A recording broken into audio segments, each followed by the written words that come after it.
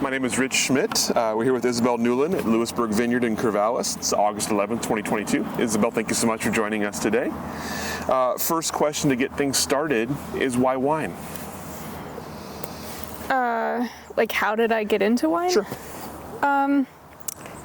I lived in France when I was 9. My parents were running a program for Oberlin College, and my dad was got really interested in wine, and I started tasting things.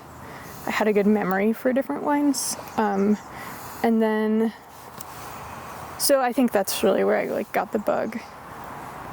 And then I think later, in high school, I got interested in agriculture, and I think of wine as because it's a value-added product in the world of agriculture. It holds an interesting place as far as influencing other areas too. So tell me about life after high school. So after high school, I went to college. I went to Swarthmore. It's outside Philadelphia. I was an English major. The summer after my freshman year, I worked I went to Burgundy for the summer and worked in the fields at Domaine Guillaume, who I've sort of been going back and working with ever since. And so that was the first time spent in a vineyard. What was that like? In retrospect, I had absolutely no idea what I was doing. I spoke some French, but not really enough French, and the domaine at the time, and I think in general, communication is not their strong point, like a lot of French domains. So I was sort of told what to do, but not really. I was more told what not to do, and so I went through the vineyard hoping I was doing the right thing and trying really hard not to do the things they had told me not to do. So. But it was kind of it was cool. I liked the work. Mm-hmm. I really liked working with the plants. So. Yeah, tell me more about that. What about the work especially inspired you or was exciting to you? I think, that domain is 17.5 hectares, so that's not quite 40 acres. And there are a whole bunch of different sites. And I think also I was allowed to taste a lot of the wines and started to understand how the wines reflected the different sites, and that was very cool to see. And to work in the different ones and have it, because every set of vines was slightly different, required slightly different things. So what came next? So then I took a semester off my junior fall and went back to France to work the harvest at Guillaume. And then actually, Emmanuel, who's the winemaker there, it was run by 3 brothers at the time. Now he's the kind of one brother running it. And he helped me organize this bicycle trip. So after harvest was finished, I took a bicycle from Burgundy basically to Bordeaux. And spent most nights with a different winery, a lot of friends of his, almost all organic or biodynamic. And that was really cool because I got to taste a lot of wines in process, kind of down the Rhone and then across. And that was really eye-opening. And I think that was a moment where I was oh, I could do this professionally. And also these people are so cool. I want to be in this profession because everyone is really different and weird in a great way. So yeah, so then when I graduated from college, I was I want to work in the wine industry and I want to live in New York City. And so I ended up working for Savio Suarez, who's a small, mid-sized now, importer and distributor of European wines. So we had a big French portfolio, big Italian, Portuguese, a little bit of Spanish, some German and Austrian. And I worked for him for 2 years. kind of started out in the office and then moved into being a rep. And then I got sick of the city and wanted to work. Wanted to work in production. I moved upstate and started working on a organic vegetable farm, and kind of planning a move to France. So worked on the farm for 2 years and then went to work for Guillaume Brew for basically 2 years, and I got a degree at Bone when I was there, because they have a program where you can like basically go to school for a week every month, and then the rest of the time you can work and you get like a student visa. That part is nice too. So yeah, and then I came to Oregon. All right, so I got lots to ask about before we get back to Oregon. So tell me about working in New York. Obviously, a different side of wine when you're working in distribution, importing in the city. Tell me about that.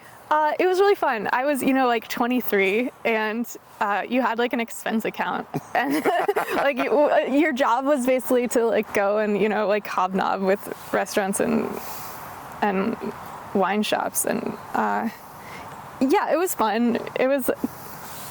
I think it was hard for me to kind of see myself as a salesperson, but now I'm really grateful that I worked in that side of the industry, because having done a lot of cold calls, and having that relationship with buyers and knowing how that part of the industry works, it's kind of like selling my own wine now is much less daunting. What did you learn about wine itself while you were working there, as you were seeing that kind of portfolio of wines? Yeah, it was, I think the other part that's really fun is that you get to taste a lot of wines. I think if you're working in a restaurant or a shop, which I worked in wine shops too, you taste an array of wines. It's like you taste a lot of wines all the time. And if you work for an importer, you taste more wines than if you're sort of making wine and just tasting your wines constantly. So it's like a broader portfolio, but you still are tasting them often enough that you get to know them a little bit more and see them change. And so that was cool to really get a sense of how wines change and how moody they are, especially after traveling or certain times of the year. Because I think that's really a thing, and it's when you see that as a pattern instead of as a fault of a single wine, and have some context for it, then it's I think it's nice because then you can share that with consumers. Were you starting at that point to develop kind of your preferences in terms of region, in terms of style? Yeah. I mean, I think I was even in France, but yeah. What were you finding yourself drawn toward? I really like slightly lighter wines, but I like tannin. And so I guess which makes sense coming from Burgundy. But I really started to taste a lot of Northern Italian stuff, and liked that, some of the Austrian kind of reds. And then I really love Gruner. That was my first, real experience with Gruner. And what else? I love Albarino. There's some really cool Spanish stuff. So Savio imported Jean-Claude Chaunadet, who was also making the La Pierre wines at that point. I think maybe still is, I'm not sure. And so we had a lot of we would get kind of older Beaujolais too. That was really fun. The 1998 I remember being really spectacular. This was in 2014, 2015. So yeah, it's definitely eye-opening.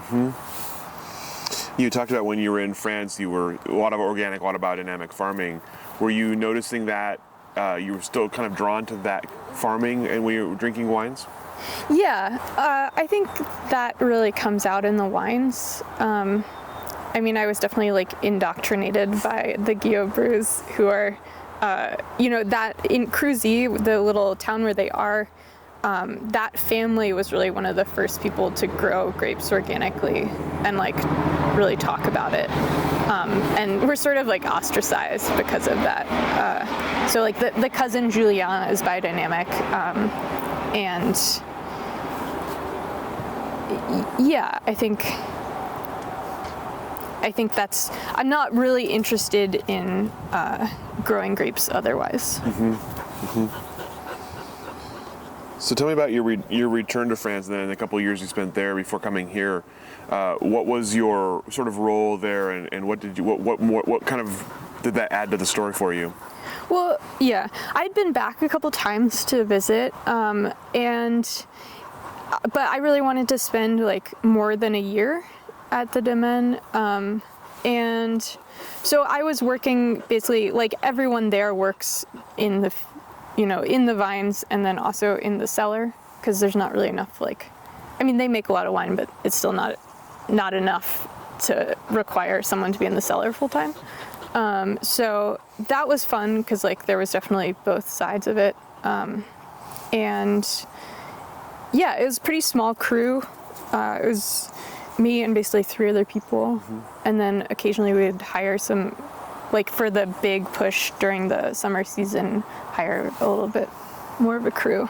And for harvest, obviously, but. So working with all parts of it, were there, what were your favorite parts of the work? Ooh, I really like, what do I like? I really like shoot thinning. I love shoot thinning. It's very specific. Yeah, especially when before the shoots are like really big, like when they're about this big, it's so much fun. And I really like working with the barrels. In Burgundy, like when you fill, so they don't have barrel racks there. Everything is stacked just like barrels on top of each other. There you go. And when you fill them, there's a special, like basically watering can with a longer spout called an ouillette. And the cellar's pretty dark. And so you fill it by like listening to the wine fill, and you can tell by the sound when it gets to the top. And there's something like really meditative about that I enjoyed. It's not really something I get to do here, mostly because I don't have enough wine to but I also don't have my own cellar, and you can't really like keep wine not on barrel racks here because there are so many people working in a space. It would be rude. Coming from spending that much time in the French, what were your kind of impressions of sort of French wine culture and of the winemaking culture there? I think it's fairly rigid, and that's both like great and really frustrating. So I think some like one of the more exciting parts of Burgundy right now is the haute côte, both because of climate change and because the like kind of belly of the slope where all of the crus are is a lot warmer. And so in warm years, like the wines can lack some acidity or be like a little alcoholic, whereas the haute côte is a little bit cooler. But the other part of that is that there are fewer rules as far as the appellation goes for the haute côte, and it's cheaper. So there are a lot of like younger people have concentrated up there and like have gotten access to grapes up there and are doing really interesting things.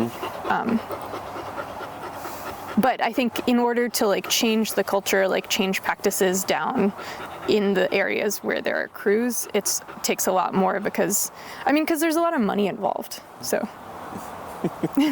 like as long as that's the case, it takes a lot to change. What did you see as the advantage of the rigidity? I think there's a seriousness and like a rigor to the winemaking there that comes from kind of generations and generations of winemakers and like this tradition, and that is lacking sometimes in the US, where people are like, oh, like we have these 3 grapes from like Gruner and Tempranillo and Pinot Noir, and we are going to make a fun rosé out of all three of them. And there's like, and it might like taste good at the end of the day, but there's not like a clear thinking about like why we're doing that. And so I think the rigidity is nice because like that allows like people to kind of focus on expressing like a site. And so when you were there, what were you sort of thinking about for the future? What were your kind of hope or ambition for your future in wine? I mean, I wanted to make my own wine. I knew that would be easier in the US than in France, as a foreigner, I think. And also just like it's easier to start a business in the US. I actually was really interested and did a certain amount of draft horse work in France. And that was, at the time I was sort of like interested in doing more of that here. But when I got here, I realized that was maybe not the first step, and also there wasn't like an appetite for that here, as far as like a contract thing went.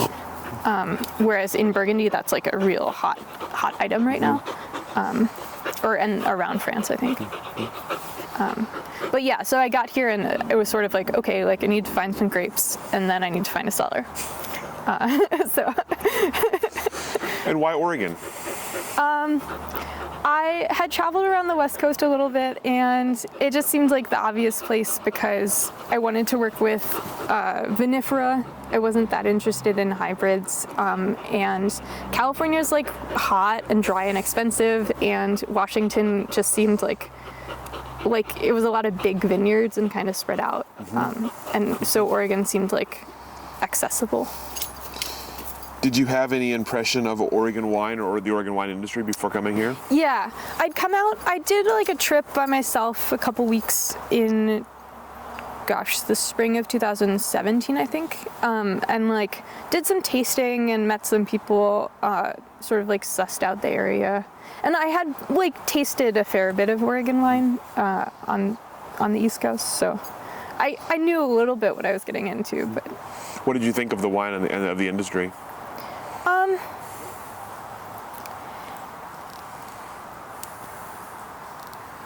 There were very few wines that I loved. I thought the whites were more interesting than the Pinots. And I thought that the Pinots were often like over oaked, or that the wood program was a little bit off for the wines. And I would say like I've tasted a lot more Oregon wines, so I found more that I like, but in general, like I would say I still think that. So tell me about the search for a place in Oregon and how you ended up here. I first moved to Salem for various reasons. And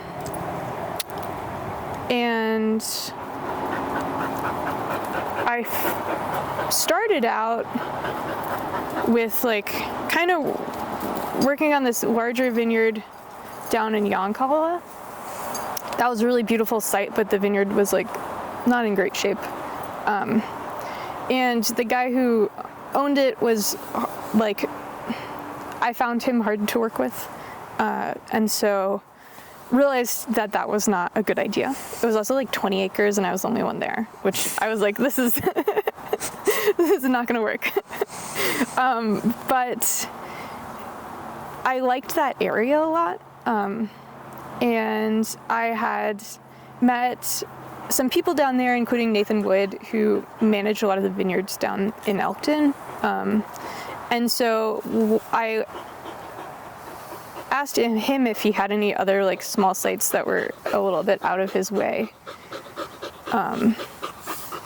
And he ended up being like, yes, I have this place called the Applegate House Vineyards that needs some help. And so that was the first site that I sort of like officially took over.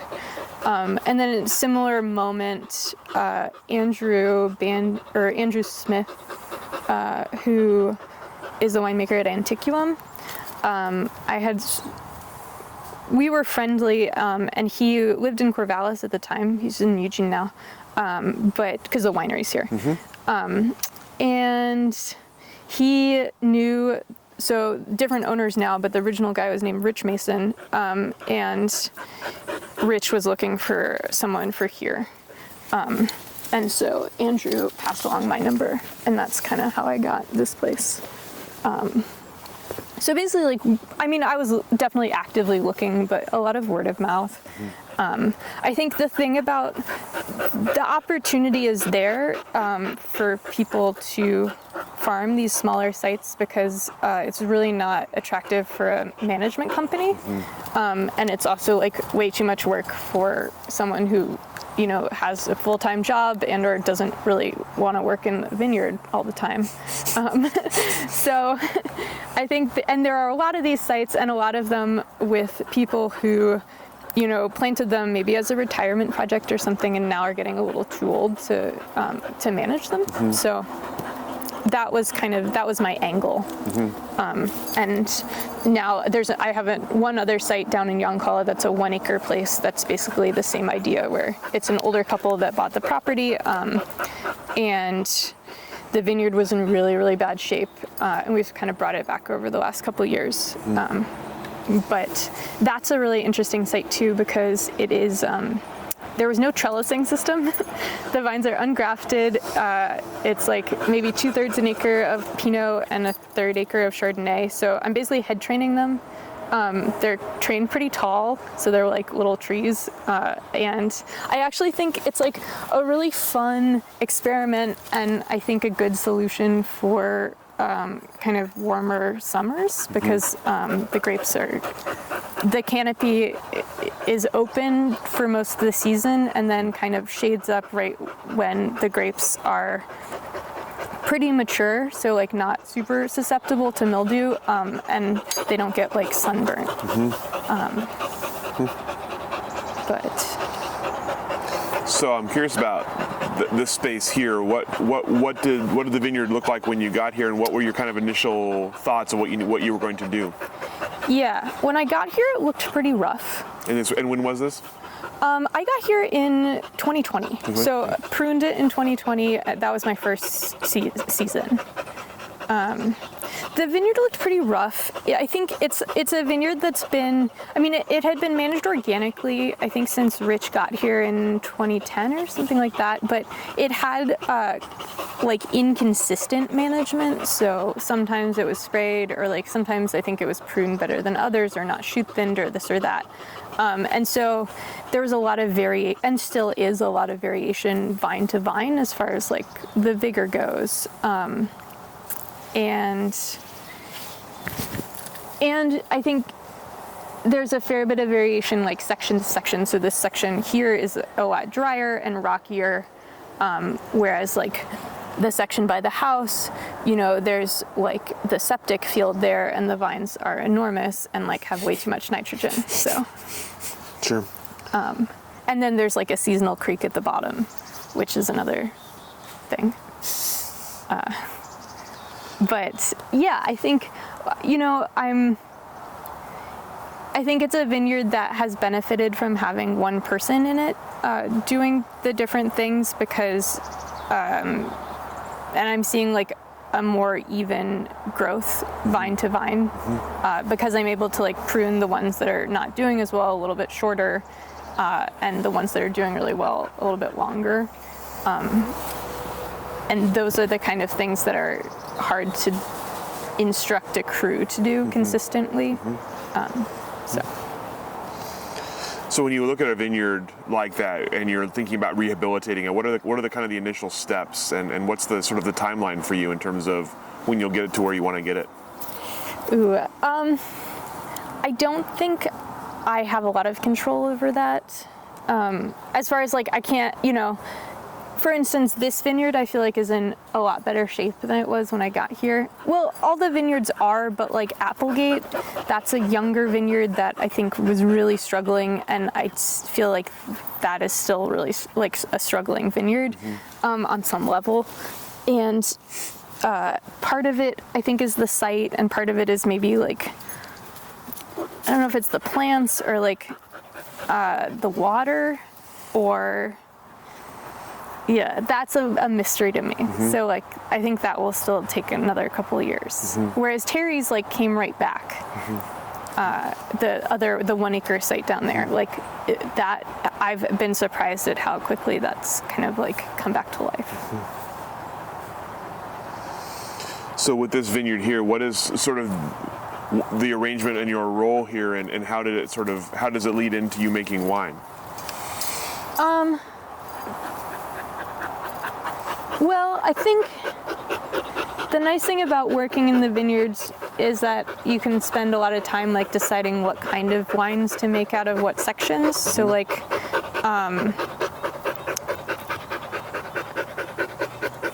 I made,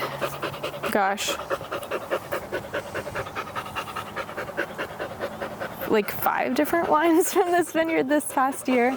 And so there are certain things like I did like a carbonic Pommard, because the Pommard is in that really vigorous section and tends to be like pretty like, not plush, but I wanted to pick it earlier and try to do something a little bit lighter and less extractive. Whereas this section up here, they're small berries. They're slightly like more delicate juice, but they have like really nice tannin. And so this area here makes like, I think goes into the slightly more serious wine. But for that wine, I do like, there's a mixture of all the different clones. There are 3 clones here. So this is the Wädenswil, and then there's Pommard in the center, Beaumouve. And then, then there's 115 down at the other end. Well, I'm curious about take us through sort of the timeline of starting your own wine project and of figuring out what you wanted to do and how. Well, I think of making wine as, especially when you're doing the work in the vineyards, as sort of like a transcript of your conversation with the vines throughout the season. And so I think like when I'm in the cellar, I don't have like this is what I'm trying to do. It's more like how to focus that conversation and like how to bring that to the table in the clearest way possible. And so like I have made a couple so I'll use a little bit of sulfur, but not too much, and otherwise like don't add anything. So it's native fermentation. I've been playing a little bit with whole cluster and destemmed, but that really has to do with the vintage. So like last year it was last year was sort of half and half. This year I think I may destem a little bit more, especially if it's cooler. But it also has to do with like what vessels are available to me in the winery and like kind of logistical things like that. So I don't feel like I have full control over it. But the other thing is like I'm interested in, especially this site, the red not seeing any wood. So it was fermented and aged in concrete with a little bit of time in steel last year. And I'm hoping I can do that again, although it may just be steel, or like fermented it in concrete and aged in steel, because I don't know if I'll have enough grapes to fill up the tank this year. It got hit by the frost pretty hard. Yeah. So what give us an idea of the idea behind the name of your wine project and what kind of wines you've made so far? So Dacha is the Russian word for country house. And I think it has to do with the kind of sites that I am using for fruit, which are all smaller and generally attached to someone's country house. And I think that I think that it's an interesting model, and it's one that could be replicated because there are a lot of these kind of sites in Oregon.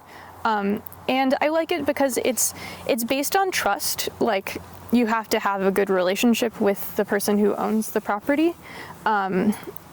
but there's also like, I think I bring more to the table as someone with an expertise in grapes than someone who is, say, trying to grow vegetables or another annual crop on someone's property, because that is sort of like comes in and out every year and doesn't like bring as much value to the landowner from their perspective, kind of thing. Whereas like if they, if like it's hard to get a management company and like really expensive, like organic grape management is like, $8,000 an acre right now up in the valley, or like more. It's crazy. So, if someone doesn't want to like drop $4,000 to $8,000 an acre on vineyard management, or like have to deal with a vineyard that's covered with mildew and not pruned, 2 years later, then like they need someone like me. And I think everyone who I'm working with like is really grateful that I'm there, and like I'm grateful to be here. So so far it's been like a really nice relationship.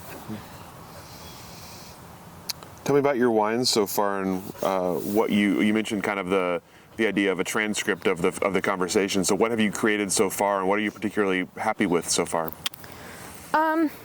Well, so like last year from this vineyard, I had, I made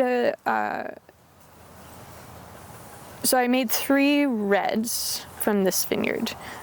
So there's one that's in the concrete that draws from all the different clones. And then there's one that's just the Pommard that was done carbonically. And then I took a little bit of the main wine and put it in barrel to see how that turns out. So it's been kind of an interesting year as far as, and then like I did a rosé too from the Pinot, mostly from the rosé had a little bit of everything in it. But I think especially the carbonic Pommard was kind of a hit. And I think it was a good thing to do with that section. And so we'll see, I might try to do that again this year. It depends like how much fruit comes in. But I think doing something, I may press that section into rosé too, if it's, that section has a little bit of like cosmetic mildew. And so I'm not sure I want to try to do that carbonically if that's the case, or put it into like a big red blend, but we'll see. It's been a really interesting season for like learning about mildew this year. I think I feel pretty good about it, and we're almost, I think, out of the woods as far as the fruit goes. But it's definitely been like learning. A lot of rain this year. Yeah, a lot of rain, and also because of the frost, I have and because I decided to keep certain like shoots on the heads that had fruit on them, that maybe I would have taken off in a different year. There's like a certain amount of canopy right around the heads, which has made it slightly unwieldy as far as like putting things up in the wires, and like also as far as getting kind of like an even amount of spread and airflow. So that's been a thing this year. But yeah. I've also I would say I've like probably halved my sulfur use since last year, and I don't use a lot of sulfur, but I'm trying to bring it down, and I think the combination of that and the season has meant that there's a little bit and what I've really been noticing is that the places I get mildew are the vines that have like, I think, an excessive amount of nitrogen. So it's that little septic field. And then there's also a couple vines right below where the duck pond empties, where like you'll be like, why does this vine have mildew? Nothing else in this section has any mildew. And like, I'm seeing mildew on the leaves here. And then you'll look up and you'll be like, oh, this is like getting fed duck water constantly. So things like that has been interesting. And not like freaking out when you see like a little bit on a grape. And what I'm seeing now is like again, like it doesn't seem to have really taken hold. There's a little bit of like kind of black freckling on some grapes in certain sections, but it doesn't seem to be alive anymore. So, yeah. Seeing it like as an arc, or like as a thing that has an arc, instead of like as a like crisis, has been, I think, really interesting. Well, I'm curious about that, because it's so many things are pretty easy to panic about or to see as crisis. So tell me about that process for you and sort of coming to terms with the variances in the vineyard. I think every year I get better about like prioritizing the sections that really need work in a given moment. And so it's very easy to be like, okay, I need to start at the first row and keep going row after row until I get to the last row. And there's a lot of times when that's not actually appropriate, because like that section in the middle there is the thing that grows the fastest and is the most mildew prone. So like, I think that's really you should start there. There are like rows like basically 11 through 15. And like you should start there and then go back to there and then like keep doing other parts of the vineyard like meanwhile. And so that's been something I've been doing this year. And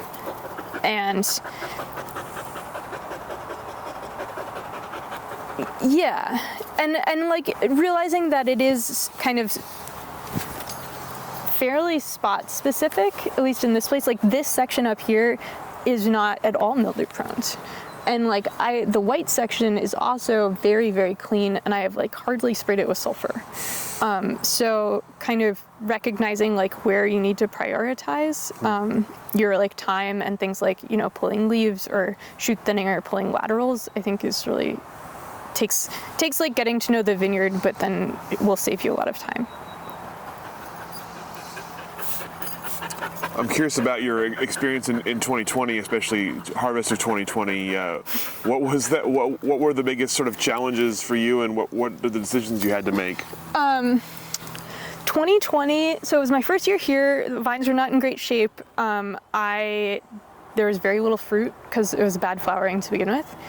So I got probably like a ton and a half off this place, 2 tons, and I decided to pick as soon as it smoked. So I had Labor Day, I picked in Yoncalla because that's a really early site at Applegate. And then I drove back up here after dropping stuff off at the winery. I was working out of a winery in Eugene at the time. And like it was, I don't know if you remember that night, but like there were these huge wind gusts. I was driving a box truck and got up here, and like the whole sky was yellow, and like it was pretty apocalyptic, but I was sort of like, okay, I need to pick this tomorrow. And I picked Tuesday, Wednesday, Thursday. And the Tuesday and Wednesday picks, I picked it by myself with a little bit of help on 2 days from the owner here and then a friend of mine. And Tuesday and Wednesday, I went into the red. I made a light red. I tried really hard not to really extract anything. And then the Thursday pick, I pressed as rosé. What was the experience of picking in those conditions like, and what was going through your head as you were picking things off the vines? It was horrible. I picked in a gas mask. I also like rinsed the soot off of the grapes when I took them in. It was, I don't know, it was a little surreal, I guess. But yeah.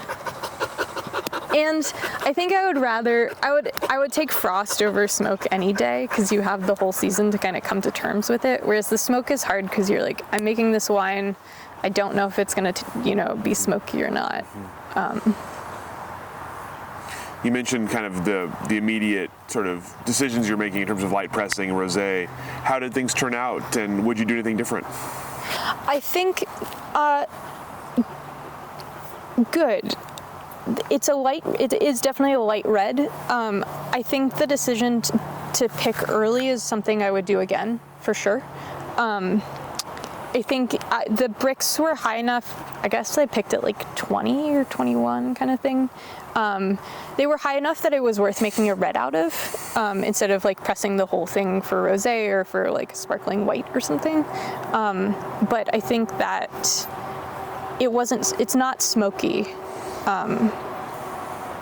at least yet. I did have talking about like arcs of things, sort of like mildew, like I had a giant Brett bloom in that red. That was something where like the wine doesn't taste bready, but I wonder too, like if that has to do with the smoke, like if there is a kind of different yeast population because of the smoke. I can only imagine it would like affect it.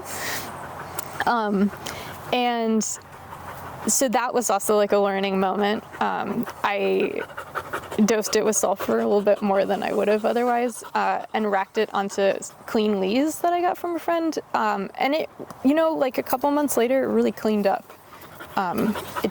If anything, like I think the structure has been shortened because of the Brett and because of it not having a lot of structure to begin with. Because I picked early. But that's an interesting wine that I have a complex relationship with, and was sort of the best of a bad situation. But it's gotten like, people seem to really like it, which was shocking to me. But yeah, the 2021 was much like better in every way. So. But where's the fun in that if it's too easy? Well, it was so easy that I made like 11 different wines. So I guess that was part of the fun of it. But. So tell me about, you mentioned you have the background in sales experience and these that came in handy now that you have your own wines. So tell me about selling your own wines and what the experience has been like so far. It's fun. It's different. It seems different from selling other people's wines for sure. They've gotten a really good reception overall. And I think it's fun to have a bunch of different things to bring at different points in the year. So, although I think slightly frustrating because then you run out of stuff quickly, but that's not I guess a bad thing. And I'm trying to figure out a little bit like how to balance the wholesale and kind of doing some direct sales, and trying to build up that, because you make a lot more money doing that. But it's the kind of thing where, especially I'm using Vino Shipper, so I can't ship during the summer, I can't ship during the dead of winter, because you don't want to send wine around the country when the temperatures are extreme. So you only make money doing that like certain times of the year. Whereas the wholesale is nice because it's like a constant cash flow. So I'm curious for your recollection of like putting your own wine in someone's hand for the first time. What's it like pouring for someone the first time when it's your name on the label? It's slightly uncomfortable. I think the first vintage was really uncomfortable because it was like the only thing I had to show for myself, and it was also like just a really weird year. The 2021s have been a little bit better because there are a bunch of them, and also because it's like the second vintage, and so I'm sort of hoping that like with every vintage it will become like a little bit less uncomfortable because there will be a context of like what I'm doing instead of just like this one item as the only reflection of the project. So yeah. You mentioned 11 different wines. Tell us what else you're making aside of what you've already mentioned.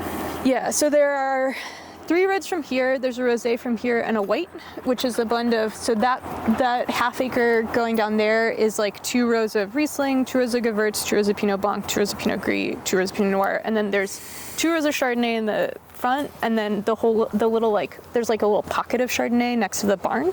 That's actually fairly productive. So that all goes into a white. Wow. Which it makes about a barrel. And that vineyard is probably my favorite part. Like that section is probably my favorite part of this vineyard and is like really fascinating. It's right by the forest. It's like different varietals. It was in really, really, really horrible shape when I got there. Like the Pinot was okay. That section, like almost all the shoots were like 6 to 18 inches tall. Like not happy. So that's been gratifying to see it kind of come back. And so then there's a Pinot from Terry's Vineyard in Yoncalla, a Pinot from Applegate Vineyard.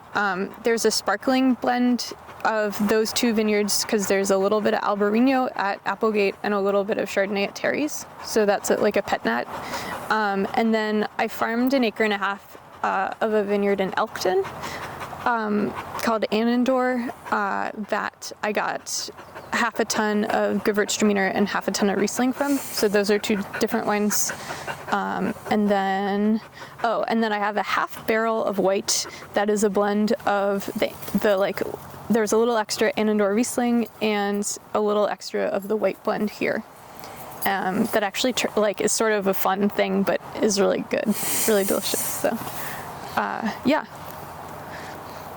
How do your you have Pinots from all those different sites? How do they compare, and are you pleased with the sort of differences between them? Yeah, they're all really different. Especially the Yoncalla sites. So Terry's is like a little bit more delicate and came in at a lighter alcohol, but has this like fairly grippy tannin. And then Applegate Pinot is a little bit more like brooding kind of fruit-wise, and also has like a little bit more tannin, or like a different kind of tannin than this vineyard. Whereas this vineyard has like a lot more exuberant fruit, and a kind of like, almost like Loire Valley, like silty kind of thing. I don't know exactly how to, it's not limestone stone based, but there are some like reds in the Loire where you can tell that they were grown in the, like clay versus sand, because there's like a river bottom thing, but like in a nice way. And I feel like this vineyard has a little bit of that, and it's the same smell that you get when you're walking around certain sections of it after it's rained, and is like a, yeah. But I like the like tannin profile, or the structure of this vineyard is nice too. It's like kind of gritty. Yeah.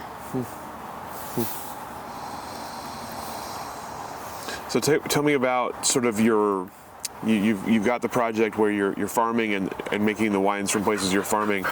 What is the next step for you? What are you hoping to see as Dacha evolves and matures? I would like to. I'd like to like grow more things in the vineyards, like besides grapevines. I'd also really like to get a handle on, I mean, I'm not tilling, obviously, and I'm interested in getting like a handle on the undervine, so that there's a mix of like things that we're growing here, but then also maybe seeding some stuff that stops growing at like a slightly better height. But I think also like this vineyard, I don't think the grass competition is a problem. Like, I don't think it's stealing anything from the vines. I think everyone is perfectly like happy growing together. I think that having that much biomass is like sort of perfect vole habitat, and that's something I need to keep an eye on. And that at a certain point, like I'm going to have to bring in something to sort of help like digest it. So I'm hoping to get some sheep out here in the winter, I've been putting sheep down on the southern sites, and like working with a local guy who has sheep and is nice enough to like bring them to me and take them away when I ask him to. And so, but I think that in general, like having sort of making relationships with people who are not just growing grapes, like people who are, doing sheep, or people who are doing other types of crops or seeds or whatever, is something I'd like to do. Because I think that, it's a lot of space, and like it could be like agriculture is more resilient when there are more different types of things involved and more different types of people involved. So building a community that's not just like viticulture specific is something that I am interested in doing. And like in the same token, like bringing more different types of people into viticulture and like into the vineyard space, both like professionally and like ethnically and racially and like, all of those things. I think. Oh, go ahead. Sorry. Like I would like to find some more sites, but I think that also requires like involving more people, because there's a limit to like what I can do myself, and trying to find a balance of like, having like enough fruit, and like being able to sort of like grow the project, and also doing enough of it myself so that I really know what is going on and have a real relationship with all of the sites. So. Do you have any intention on your own site, your own cellar, own winery, anything like that down the road? Not at the moment. Both like because I'm realistic, and also because I think like part of the project that is most interesting to me is finding a way to make a viable business without like owning anything. Because I think that like it's gonna become like harder and harder to own land, and so like maybe that's not really the point anymore. Once you like release that kind of that being the goal, or like the end of the American dream, it really like opens up a lot of other opportunities. You mentioned sort of bringing more people into the vineyard space. Tell me about your thoughts on that and how you might accomplish something like that. I mean, the Oregon wine industry, and I think American agriculture in general, is like really problematic, because so many of the people working in the vineyards or in the fields for lots of crops like don't have citizenship, and like aren't really paid well, or treated well. So I think like put out a model that doesn't involve ownership, but still can like be a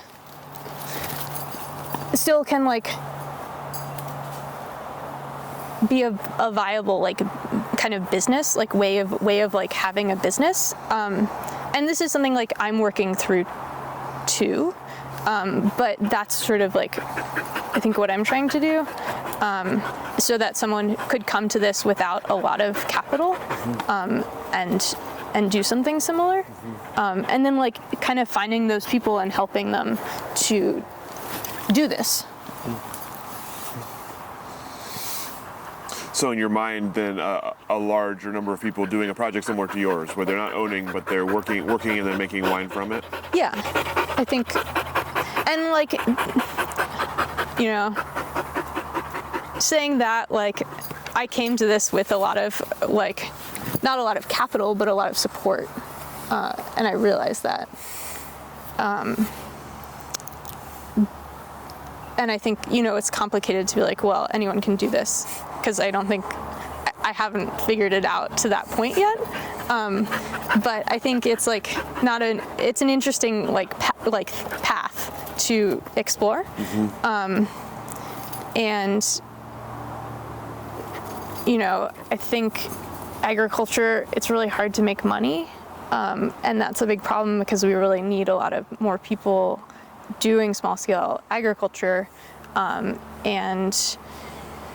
and being able to make a living doing it, because they're the people who are really like caring for the region, like the area, and also like producing food, and like that's important.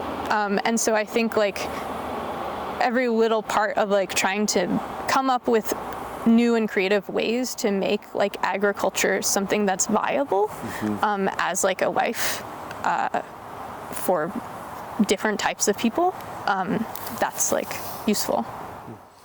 So you mentioned your impressions of Oregon wine and the industry when you got here and before you were here. So tell me what if any changes you've seen and what the industry kind of looks like to you right now. I think so. I will caveat this by saying that like I got here right when the pandemic hit, and it's really just starting to open up. So there's a lot I haven't seen and tasted, and a lot of people I haven't met because of that. And that's been kind of a blessing because I've been able to like really focus on my own little like microcosm of vineyard sites. But so I think like I don't feel like I have a kind of cliff from which to like judge the industry, but I think there are a lot of there's a lot of movement of crews around the valley, and that means that a lot of places are like pruned by a different person every year and shoot thinned by a different person from the person who pruned it and shoot thinned it last year. And then like, so when each job is done by a different person, it creates like less coherence in a vineyard. And I think that comes out in the wines sometimes, and is something that is worth thinking about. Also because like contract labor is not like, it's just maybe not a great model. Like what if everyone had, and like some people are starting to do this, but like a year-round crew, I don't know what it would take to kind of like restructure the industry so that was the norm, but I think it's probably a ways from happening at this point.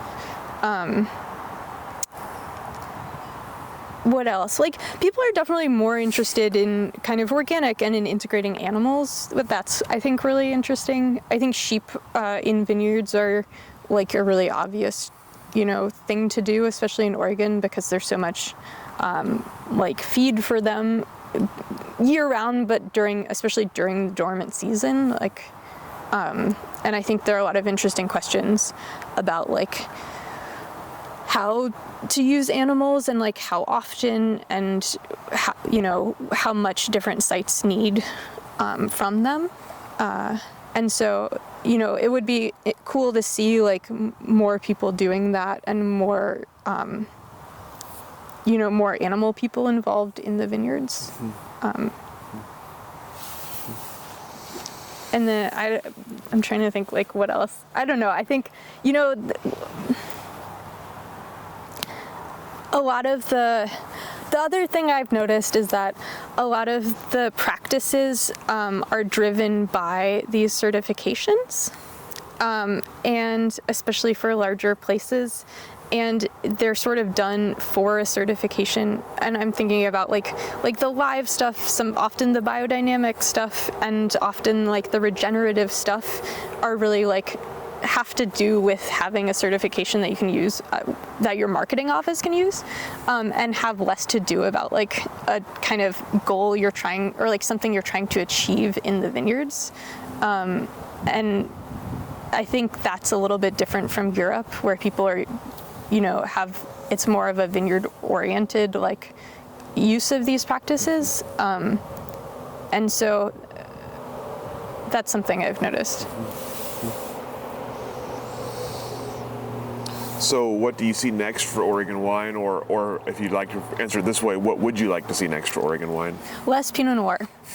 I really think, and you've probably heard this a lot from people, I think that we need to start thinking about what other grapes we should grow here.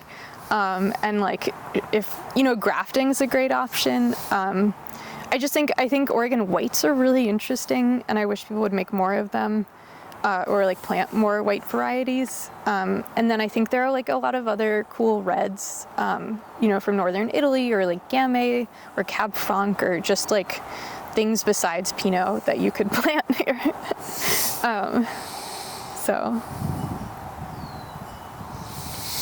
What about concerns you have for the industry or for the region going forward?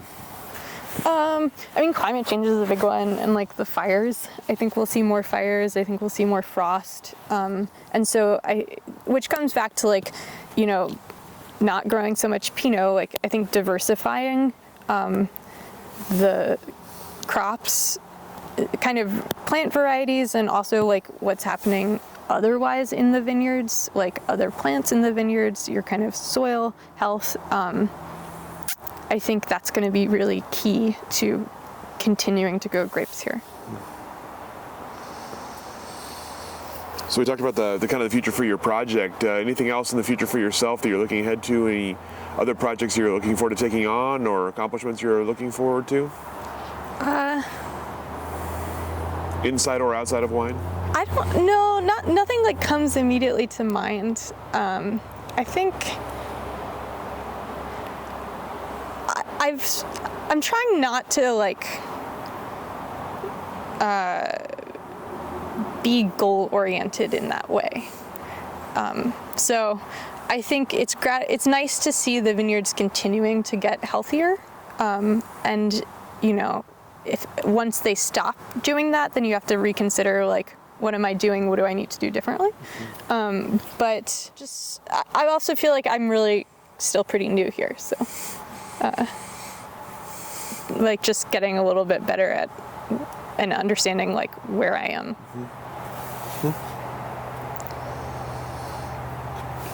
All right, that's all the questions that I have for you. Is there anything I didn't ask that I should have? Anything we didn't cover that you'd like to cover?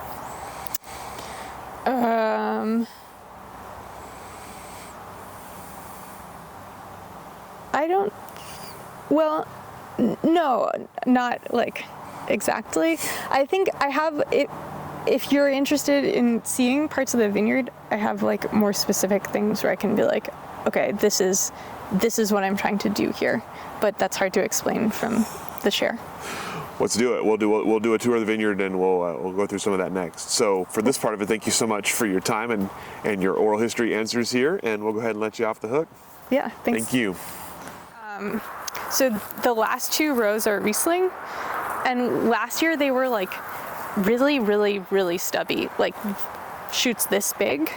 And I pruned them back a lot, but this year and I sort of assumed that because they were next to the woods and get like, basically if you can see down here, like a lot of it is just like totally shaded or right next, there's just like a lot of, I was like, oh, these are never gonna be that big. And this year I have these shoots that are like 12 feet long. And they are sort of like the most vigorous, healthiest part of this vineyard, which is really interesting because I think that it's like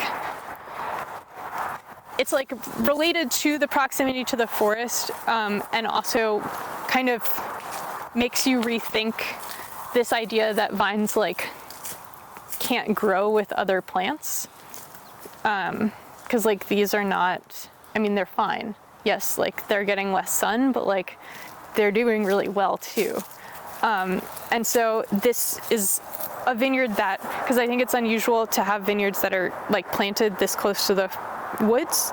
And so I'm curious to see like what happens in the next couple of years, and if like there's a sort of, if there's like a fungal network that's coming from the woods that's like moving out into the vineyard in an interesting way, or like what the vineyard's relationship is with the with the forest.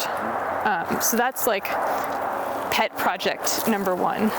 And then what's sort of related is that, so there's a lot of madrone trees in this woods. It's madrone and oak and a little bit of conifer.